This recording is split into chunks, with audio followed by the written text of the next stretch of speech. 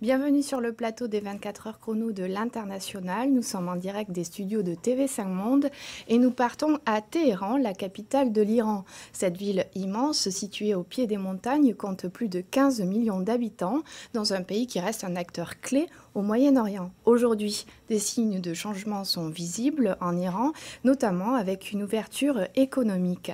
Pour en parler, j'ai le plaisir d'avoir à mes côtés Nahiri Nahapetian. Bonjour, vous êtes journaliste à Alternative économique, et vous êtes également écrivain. Vous écrivez des livres, des polars qui ont un lien avec l'Iran, justement. Oui, tout à fait. J'écris des romans policiers qui se passent souvent en Iran et j'en profite aussi un peu pour raconter ma propre histoire puisque je suis d'origine iranienne. J'ai quitté ce pays, je suis y retournée quelques fois. J'y vais plus très souvent, mais voilà, c'est pour moi une façon de raconter l'Iran au-delà des stéréotypes. Bonjour, merci. Bonjour Amandine Drapier. Bonjour. Vous êtes étudiante en droit des affaires à l'université de Nanterre et vous étiez également étudiante en Iran. J'étais dans un stage, dans un cabinet. Dans un stage. Voilà, en Iran pendant 3 mois. Très bien. Sina Nassiri, bonjour. Bonjour. Vous êtes analyste de marché sur la zone Golfe-Iran pour un grand groupe français. Exactement. Et vous êtes également franco-iranien. Exactement. Également avec moi, Kourosh Chamlou. Bonjour. Vous êtes également franco-iranien, bonjour. Oui. Et vous êtes avocat au barreau de Paris. Voilà, c'est ça. Oui. J'essaie d'accompagner les entreprises françaises qui veulent investir en Iran. Donc j'ai ouvert depuis à peu près un an un cabinet à Téhéran et on essaie d'accompagner les entreprises qui veulent investir en Iran, mais pour l'instant il y a les sanctions bancaires, donc il n'y a pas encore trop d'entreprises. Voilà. Avant de débuter cette émission, je rappelle aux internautes qui peuvent nous suivre sur le site de Mondissimo et des 24 heures chrono de l'International. Ils peuvent également nous poser des questions en cliquant sur le bouton en bas de l'écran. Un point sur la situation politique. Le président de la République, Hassan Rouhani, a été élu en 2013. Il y aura des élections en mai 2017. Pour l'instant, on ne sait toujours pas si Hassan Rouhani va se représenter. Nahiri Nahapetian, quelle est la situation politique ? Alors, on est dans une phase d'ouverture quand même. C'est ce qui résume, je pense, le mandat du président Rouhani, qui a été marqué pour lui par une grande victoire qui est l'accord sur le nucléaire iranien signé avec les puissances occidentales, qui a permis de pacifier des relations qui étaient devenues conflictuelles avec l'Iran, ce qui avait des retombées économiques fortes dans ce pays, puisqu'il y avait un embargo économique et des sanctions qui limitaient les relations avec l'Occident. Cette ouverture politique s'accompagne d'un grand investissement dans l'économie, le fait de redynamiser l'économie. Ça me semble une bonne chose parce que ce n'est pas la première fois qu'un président réformateur est au pouvoir en Iran. On avait eu un précédent avec le président Khatami. D'ailleurs, la dernière fois où j'étais en Iran, moi personnellement, c'était sous le mandat de Khatami. C'était un président qui était très engagé dans les réformes culturelles, les droits de l'homme, etc. Le fait que le président Rouhani mette plus l'accent sur l'ouverture économique me paraît une bonne chose, parce que si on fait le bilan de Khatami qui a fait d'excellentes choses en effet dans le domaine de la culture, qui avait un discours très fort sur les droits de l'homme, je pense que son mandat a finalement échoppé sur l'économie. Le fait que l'économie iranienne ne se soit pas réformée durant les années où il était président, donc c'était jusqu'au début des années 2000, n'a pas permis finalement à l'Iran de se développer parce que l'Iran a gardé jusque-là une économie très, très, très étatisée, peu diversifiée, ce qui ne créait pas les conditions d'une ouverture politique, alors qu'aujourd'hui, manifestement, la diversification est en marche et le pays s'ouvre aux investissements étrangers.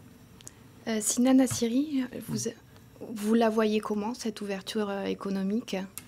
Positive, mais peut-être pas autant que les Iraniens eux-mêmes s'y attendaient, dans la mesure où il y a eu beaucoup de spéculations sur l'ouverture du marché iranien depuis 2013.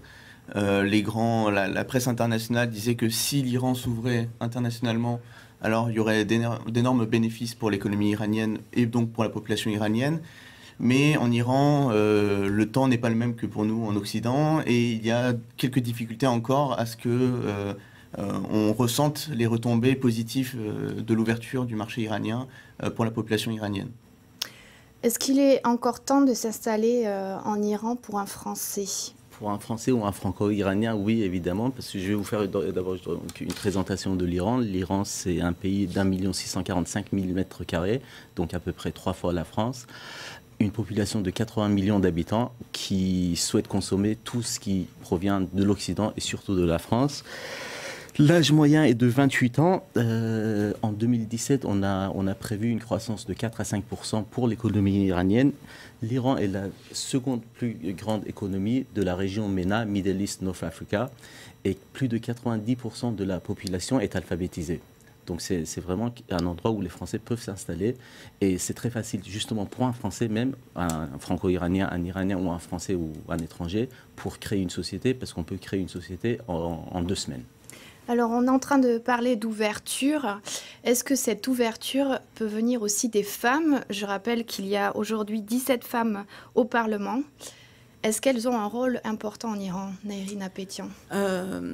Alors, les femmes ont bien sûr un rôle très, très important à jouer. Elles sont très diplômées. Vous avez parlé du très haut niveau d'éducation en Iran, et c'est particulièrement vrai pour les femmes qui, pendant toute une période, étaient même majoritaires à l'université. Donc, on a beaucoup d'idées reçues sur les femmes en Iran. C'est vrai qu'on les imagine, enfermées à la maison, habillées tout en noir. Prenons le symbole du voile qui, en France, cristallise beaucoup de choses. C'est vrai que ce qui étonne souvent quand on arrive dans une ville comme Téhéran, c'est que les femmes sont en effet voilées, puisque le port du voile est toujours obligatoire, mais elles ont transformé ça en une espèce d'accessoire de mode parfois étonnant. Oui, tout à fait. Amandine Drapier, vous l'avez remarqué aussi ? Oui. Ce rôle des femmes, par exemple, on a toujours cette idée reçue que les femmes ne conduisent pas en Iran, par exemple. Tout à fait. Elles sont complètement libres de leur mouvement. Elles peuvent travailler, elles peuvent conduire, elles peuvent, faire leurs courses, signer des contrats. Elles sont totalement libres, effectivement. Et on parlait là du voile ou des restrictions vestimentaires. Elles sont assez peu, au final, respectées à la lettre, et il y a une grande liberté vis-à-vis de ces... Elles sont plus libres que ce qu'on pourrait imaginer. Exactement. Après, même si elles sont diplômées, leur accès au marché du travail, c'est pas encore ça. Donc c'est difficile d'avoir des vrais chiffres, parce qu'il y a pas mal d'économies informelles. Elles peuvent travailler très facilement. Elles ont complètement le droit de travailler. Le seul métier qu'elles peuvent pas faire, c'est juge, en fait. Le seul métier qu'elles peuvent faire, c'est juge, et c'est en train de changer. Elles peuvent devenir bientôt, il va y avoir une réforme, elles peuvent devenir juges. Et il y a même une femme vice-présidente actuellement en Iran. Donc, je vous propose de continuer d'en parler, mais tout de suite, on va faire une pause.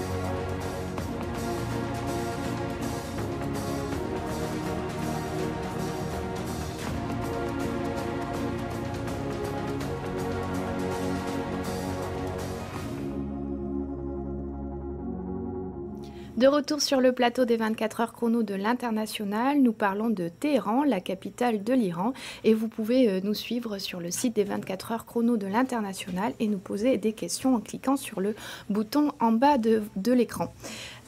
Nous allons parler des secteurs porteurs. Sina Nassiri, quels sont les secteurs porteurs aujourd'hui pour les Français qui souhaitent s'installer et s'implanter? Alors, comme on l'a dit tout à l'heure, les Iraniens se calquent sur un modèle de consommation à l'occidental. Donc finalement, tout ce que nous consommons en Occident, les Iraniens en sont friands.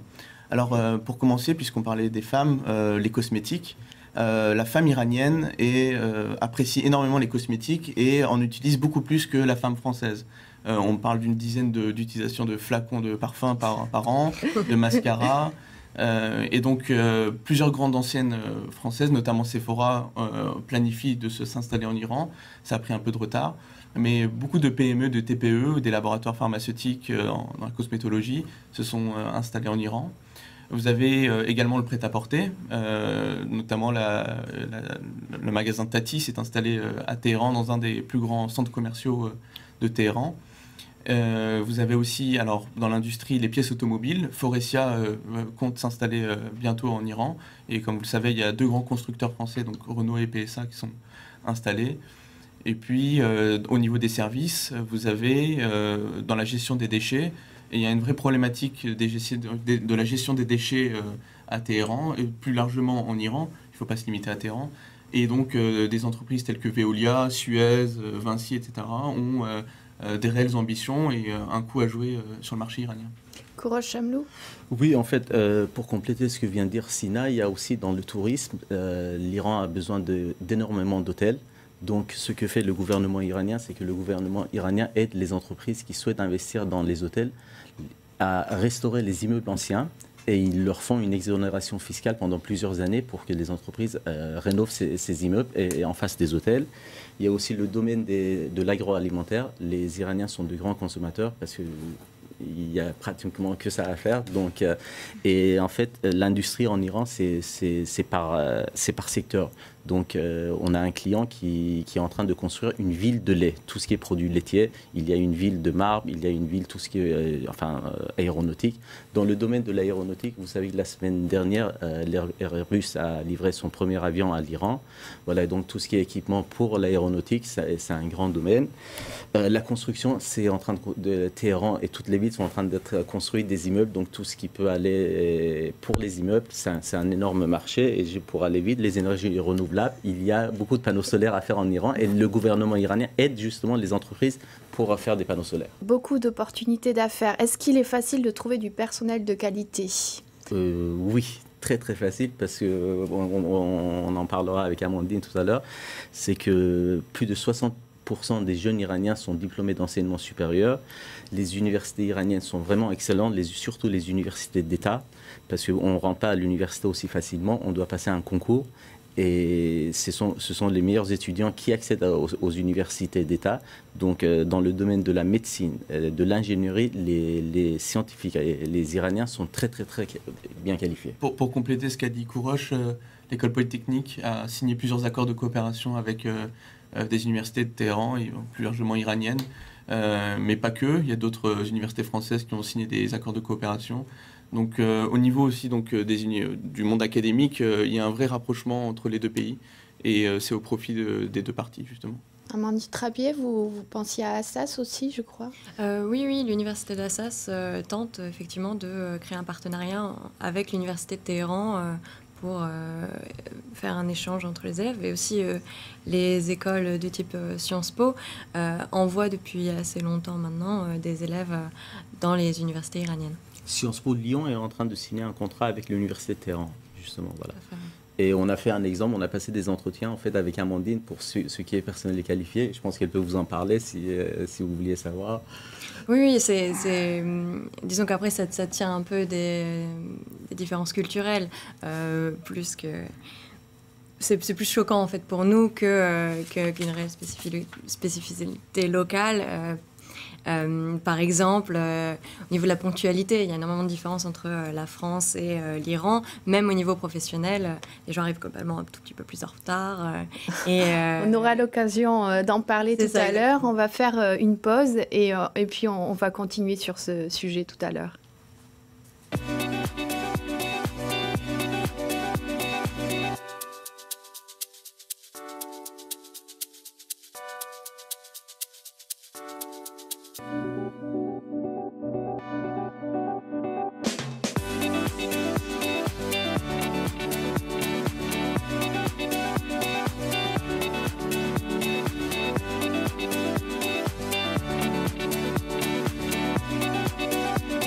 Sur le plateau des 24 heures chrono de l'International, nous parlons de Téhéran et de l'implantation à Téhéran.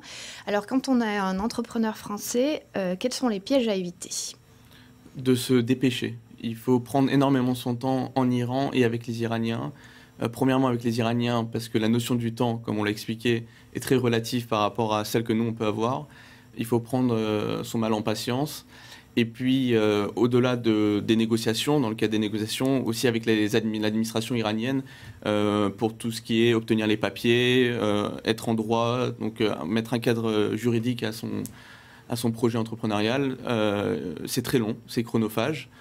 Donc pour moi, c'est le point essentiel pour négocier avec un Iranien, c'est d'être patient. Ensuite, il faut savoir que les Iraniens sont très renseignés sur le marché international. Donc ils vont ne pas hésiter à vous mettre en concurrence. Et justement, c'est là où ils jouent la carte du temps. C'est qu'ils vont aller voir d'autres pays qui font, donc d'autres entrepreneurs de d'autres pays, notamment les Italiens avec qui l'Iran a de très bonnes relations, les Allemands également, et d'autres pays, notamment de la région du Golfe, ou même l'Inde, la Russie et la Chine. Et donc, c'est à vous de vous démarquer en proposant quelque chose de plus solide. En ce qui concerne la création d'entreprises, c'est simple? C'est très simple. En fait, vous arrivez à Téhéran, vous appelez, il y a plusieurs sociétés spécialisées dans la création d'entreprises. Ils vous envoient un avocat chez vous qui ramasse les documents dont il a besoin. L'entreprise va être créée en 2 semaines. Le minimum d'apport, en fait, le capital social est de 25 €. Donc, c'est en 2 semaines, vous avez... Et ils parlent tous anglais et persan pour la création d'entreprise. Voilà. Et pour ce qui est, en fait, juste un des inconvénients, juste pour la négociation des contrats, il faut le faire de sorte pour ne pas se retrouver devant les tribunaux iraniens. Parce que sinon, vous en avez pour quelques années à courir dans les tribunaux iraniens. Pour faire des affaires, est-ce qu'on doit parler persan? Pas obligatoirement. Tout le monde, en fait, dans le monde des affaires, la plupart des gens parlent anglais, et même très bien l'anglais. Mais la langue officielle, c'est le persan. Les contrats sont rédigés en anglais et en persan. Mais en cas de litige, c'est la version persane qui prévaut. Alors, avant de partir en Iran et de s'implanter, il faut aussi penser au visa. Amandine Drapier, vous aviez quelques expériences dans ce domaine. Oui. Moi, je suis partie donc 3 mois en Iran avec un visa touristique. Donc, j'ai fait mes démarches à Paris et je suis repartie en France. Donc, j'ai refait mes démarches à l'aéroport. Dans les 2 cas, je n'ai eu aucun problème pour faire mes visas. En 2 semaines, les visas étaient arrivés. J'ai pu obtenir mes visas. Et le seul vrai problème, c'est pour étendre ces visas. Donc, à partir d'un certain moment, quand on reste trop longtemps sur place, ça peut poser problème. Dans mon cas, ça m'a effectivement posé problème. Qu'est-ce qui vous est arrivé? Pour l'énième extension de visa que j'ai demandé, donc de visa touristique, on a commencé à remettre en doute un peu ma version touristique de ce visa. Et donc, j'ai dû demander de l'aide à une amie iranienne qui est venue avec moi au bureau des visas pour régler ce problème-là. Mais j'aurais ça retarde l'installation. Tout à fait. Vous avez dû rentrer en France à un moment. Tout à fait, oui. Clairement, si on veut s'installer très longtemps sur place, ça pose énormément de problèmes. D'autant plus si on cherche à travailler sur place, car il y a un vrai problème au niveau des visas de travail qui sont très longs à obtenir. Parce qu'on doit demander l'aval du ministère des Affaires étrangères iranien et ça peut prendre énormément de temps. Oui, en fait, pour dire en conclusion que tout est possible en Iran, sauf il faut un peu plus de temps et il faut s'obstiner, mais sinon, on peut tout faire pratiquement. Et je voulais juste parler justement sur tout ce qui est la langue. Tout le monde parle anglais.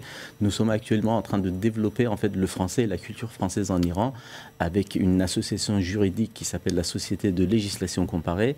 Je viens de fonder la section Iran au sein de cette association et nous voulons inviter les grands juristes iraniens à venir faire des conférences en France et de grands juristes français pour faire des conférences en Iran. C'est le seul domaine où les jeunes Iraniens s'intéressent à la langue française et à la culture française parce que le droit iranien est copié, enfin la base du droit iranien c'est le droit français et je pense que là il y a quelque chose à faire pour la France pour développer la culture française et également la langue française. Simplement sur les points noirs, on reste quand même dans une période d'incertitude politique parce que même si on a dit que le pays s'ouvrait, c'est toujours le guide de la révolution qui garde la haute main sur la politique et puis on ne sait pas encore quelles seront l'issue des prochaines élections présidentielles. Et les sanctions pèsent encore un petit peu, il me semble. Enfin, vous allez peut-être... Oui, il y a encore toujours les sanctions primaires. Il faut faire attention avec qui on fait des affaires, mais c'est surtout vis-à-vis des Américains. Les Américains ont une liste noire. Donc, si un Français passe un contrat ou fait des affaires avec une entreprise iranienne, elle doit faire des due diligence, s'assurer que cette entreprise n'est pas sur la liste noire américaine. Sinon, il n'y a pas de problème. C'est noté. Merci Kourosh Chamlou d'être venu sur le plateau pour parler de Téhéran. On va faire une pause et on se retrouve après pour parler de la ville de Téhéran. Merci.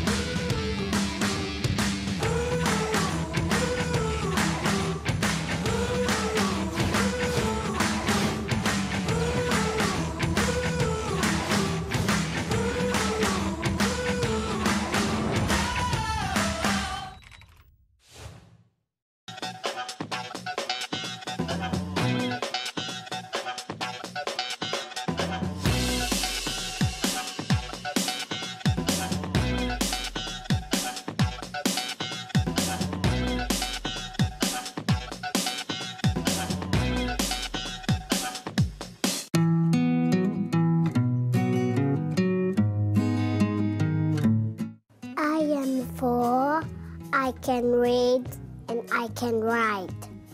C'est 4 ans, je sais lire et je sais écrire. De retour sur le plateau des 24 heures chrono de l'International, nous sommes en direct des studios de TV5 Monde et nous parlons de Téhéran. J'ai le plaisir d'avoir avec moi Frédéric Nasrinfar. Vous êtes franco-iranien et vous êtes retourné en Iran pour la première fois c'était l'année dernière.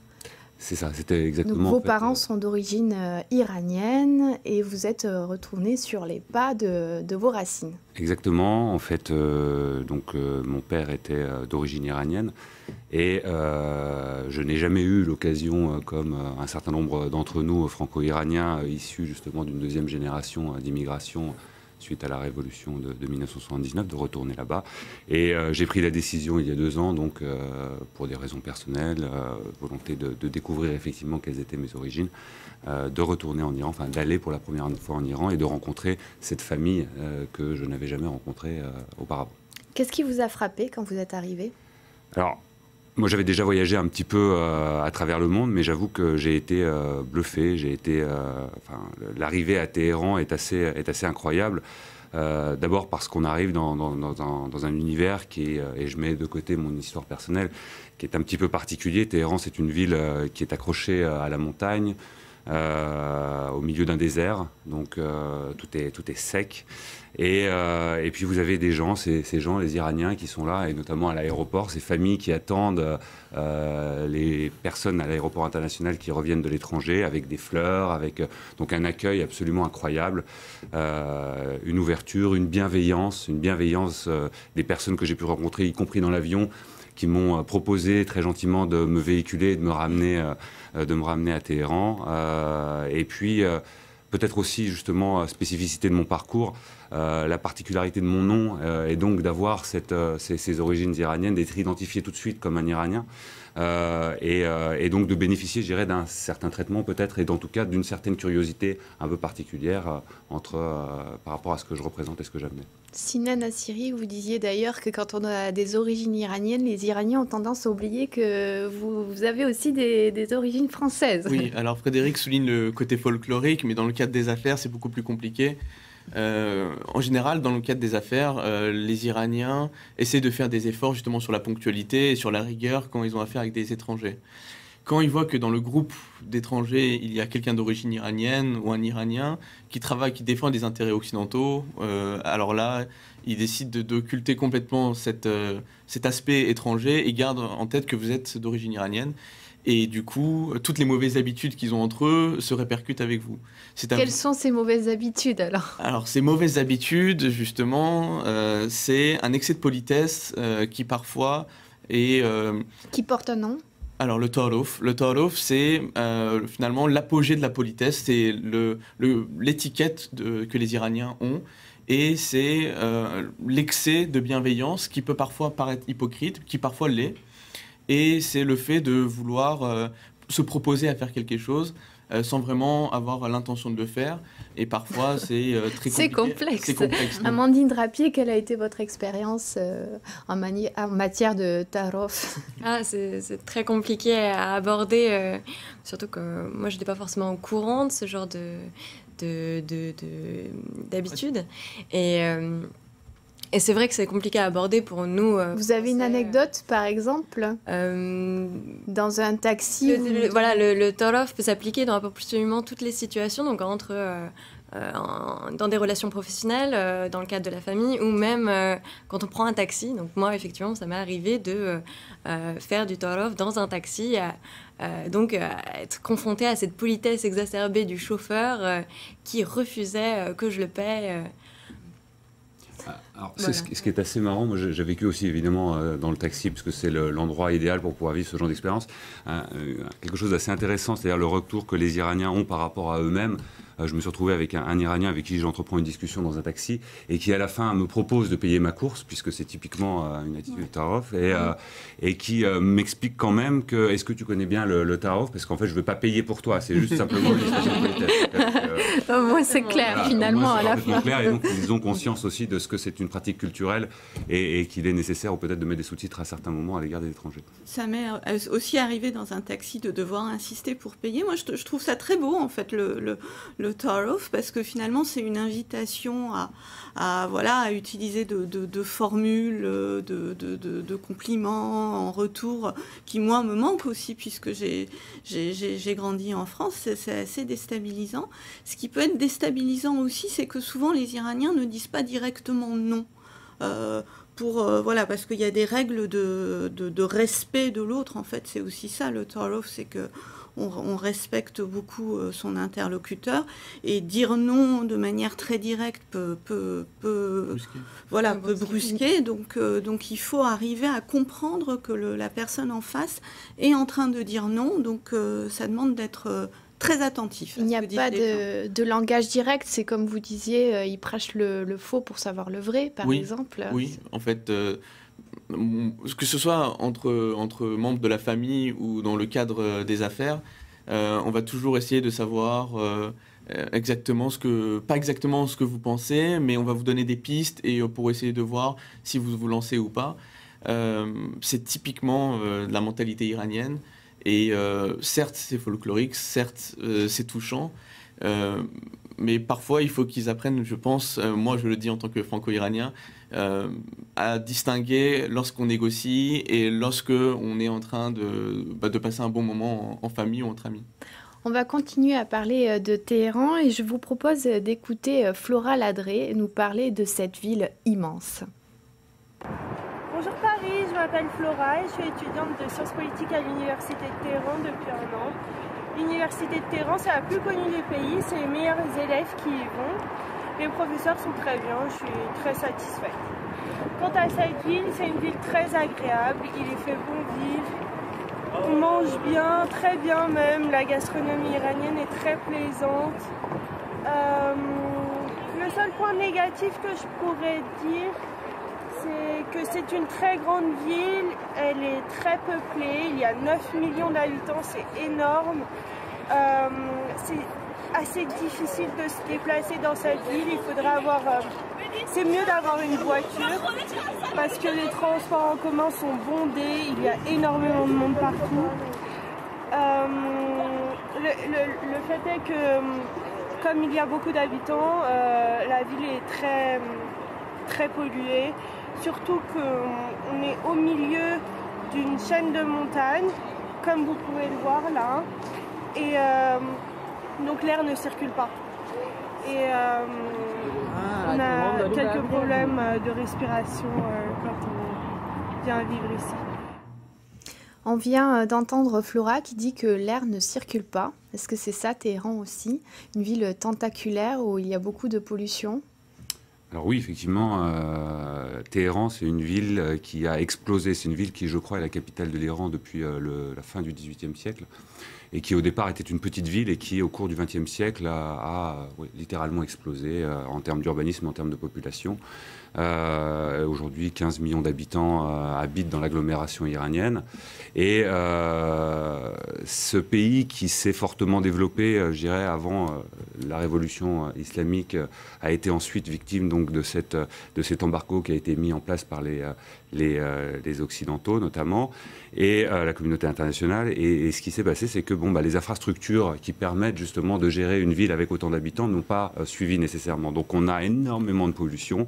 On a une ville qui est construite de manière un petit peu anarchique, même si, et effectivement c'est ce que j'ai pu constater, on a une répartition sociale des couches de la population entre le nord et le sud qui est assez symptomatique, je dirais, de la société iranienne, avec les pauvres au sud et les plus riches au nord.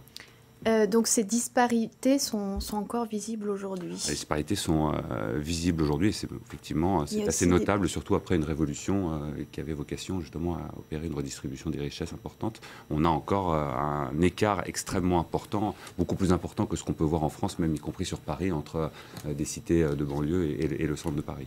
Quand on choisit un appartement, est-ce qu'il y a des quartiers de prédilection ? Oui, on décide en général d'aller plus souvent habiter dans le nord, à la fois parce que les bâtiments sont plus récents et donc possèdent des équipements plus adaptés au climat, donc une meilleure climatisation, un meilleur chauffage. Et donc le nord parce que c'est plus riche, moins pollué et il y a donc de meilleurs bâtiments, mais également le centre parce que, selon moi, c'est un quartier très intéressant parce qu'il est à la fois vivant et très bien desservi.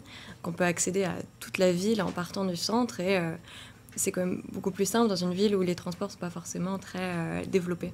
Sinan Assiri, est-ce qu'il est simple de trouver un logement? Quel est le processus?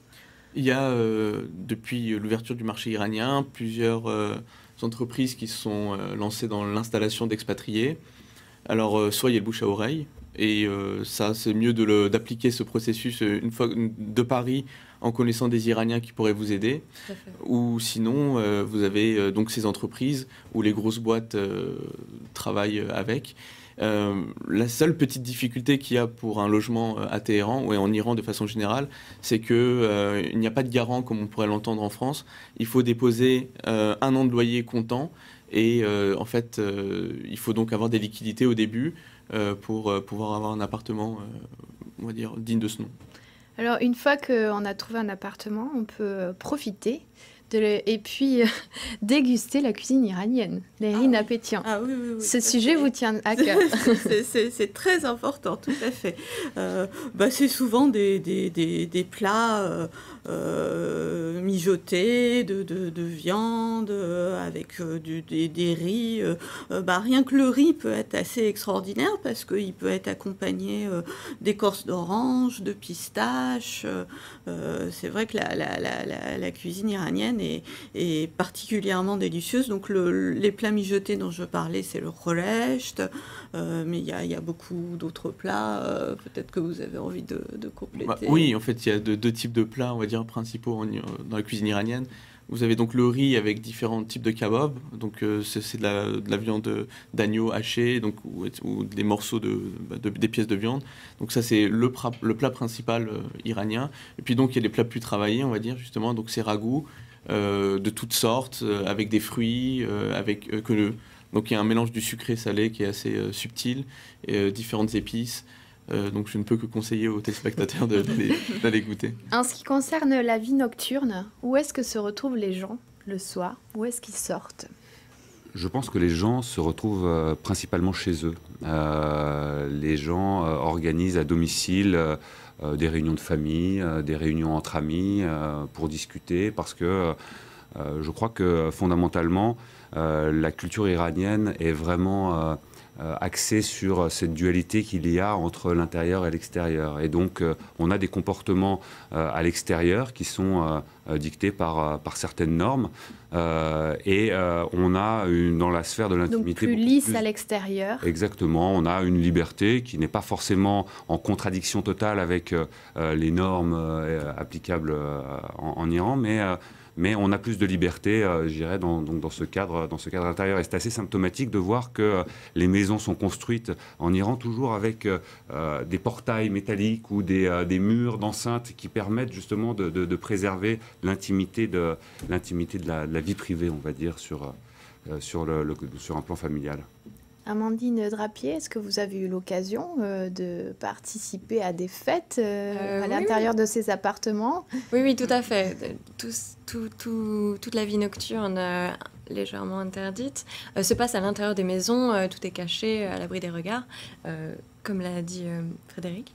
Et effectivement, on peut y avoir accès, effectivement, mais on doit connaître certaines personnes pour en profiter pleinement. Sinon, il n'y a pas accès. Sinon, exactement. Nairina Pétian, vous êtes par ailleurs arménienne, d'origine iranienne, c'est ça? Tout à fait. Oui, parce qu'il y avait autrefois une communauté arménienne très, très importante en Iran. Elle est moins nombreuse aujourd'hui parce que, comme beaucoup de chrétiens d'Orient, ils sont partis. Ils ne sont pas partis parce qu'ils ont subi particulièrement des discriminations. Au contraire, même, il y avait pour les Arméniens sous la République islamique, alors c'est paradoxal quand je dis au contraire, mais du fait que c'était des chrétiens, il y avait beaucoup d'une espèce de tolérance sur le fait que, voilà, dans le restaurant arménien, les femmes peuvent ne pas être voilées. À la plage, au bord de la mer Caspienne, il y a aussi des villas réservées aux Arméniens où on peut se baigner en maillot. Voilà, donc ils ont pu bénéficier d'une certaine tolérance que n'avaient pas les musulmans en matière de mœurs. C'est le reflet aussi de cette richesse culturelle à Téhéran. Également, on ne peut pas parler de Téhéran sans parler de fêtes religieuses. Vous êtes arrivé à un moment précis, d'ailleurs.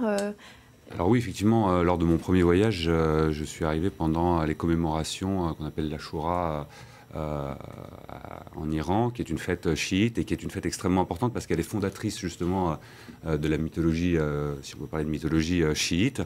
On en a souvent, les médias occidentaux véhiculent assez facilement justement des images de ces hommes habillés en noir en train de se taper sur le torse, puisqu'on commémore le sacrifice, en tout cas le sacrifice le martyr voilà, de l'imam Hossein.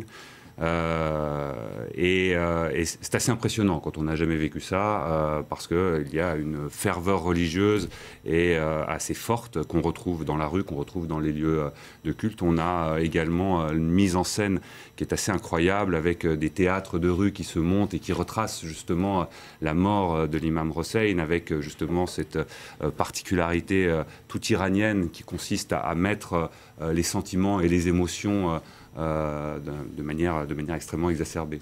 Donc oui, c'est assez impressionnant. Ce qui est très frappant quand même en Iran, c'est tous les paradoxes, les contrastes, la double vie des Iraniens qui respectent les règles religieuses qui s'imposent même dans la rue, notamment avec l'uniforme islamique, et qui, bon, à la maison, sont totalement connectés à l'Occident. Les Iraniens sont hyper high-tech, hyper branchés. Voilà, ils arrivent à contourner, y compris la censure sur Internet, pour avoir accès aux biens culturels qui circulent ici. C'est toujours frappant de voir l'inventivité dont ils font preuve pour mettre du piment dans la vie quotidienne. Donc c'est un pays paradoxal, c'est le mot de la fin. Oui. Si l'on doit retenir quelque chose de l'Iran, l'accueil et le paradoxe. Je dirais un pays dual, c'est pas un hasard si le fondateur du manichéisme est iranien, le Mani, exactement. Et je crois que pour comprendre les rapports avec les Iraniens et leur manière de vivre, il faut vraiment appréhender l'histoire de l'Iran, appréhender sa culture et toujours penser justement en termes de dualité parce que les Iraniens, peut-être plus que d'autres cultures, sont éminemment duales. Merci beaucoup d'être venu sur le plateau pour parler de Téhéran. Merci à tous. Merci à vous. C'est la fin de l'émission sur Téhéran, mais les 24 heures chrono de l'International continuent avec... nous allons partir à Hyderabad en Inde.